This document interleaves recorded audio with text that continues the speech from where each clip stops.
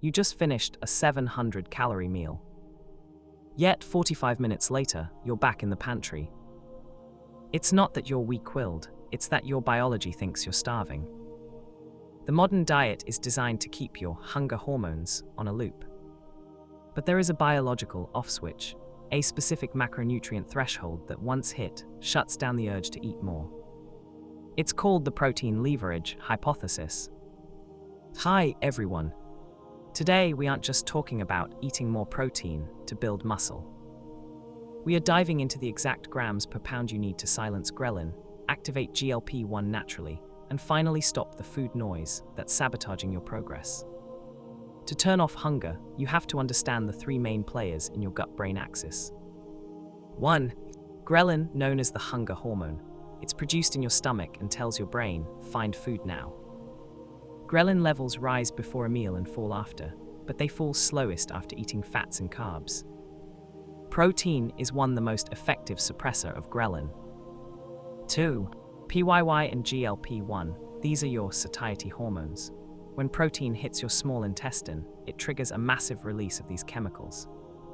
They slow down gastric emptying, meaning food stays in your stomach longer, making you feel physically full. 3. The brain's amino acid sensor. Your hypothalamus, the command center for hunger, literally tastes the concentration of amino acids in your blood. If it doesn't see enough, it keeps the hunger signal active, regardless of how many calories you've eaten. This is why you can eat a 500-calorie bag of chips and still want more, but you'd struggle to finish 500 calories of lean steak. So how much is enough? In 2005, researchers Dr. David Raubenheimer and Stephen Simpson proposed the protein leverage hypothesis. They discovered that humans, like many other species, will continue to eat until they meet a specific protein requirement, regardless of how many total calories they consume. If your diet is only 10% protein, your body will drive you to overeat fats and carbs just to get the amino acids it needs for repair. However, when you increase your protein percentage to 25% or 30%, your total caloric intake naturally drops because your hunger signals are satisfied earlier. To turn off hunger hormones effectively, the data suggests aiming for 1.2 to 1.6 grams of protein per kilogram of body weight, or roughly 0.6 to 0.8 grams per pound. For example, if you weigh 180 pounds, 82 kg, your hunger off switch target is between 110 and 145 grams of protein per day. Timing is just as important as the total amount. Research shows that protein front-loading is the ultimate hack for hormonal control. A study published in the American Journal of Clinical Nutrition found that individuals who consumed 30 to 35 grams of protein at breakfast had significantly lower ghrelin levels and higher PYY levels throughout the entire afternoon. By hitting that 30G threshold early, you prevent the blood sugar roller coaster.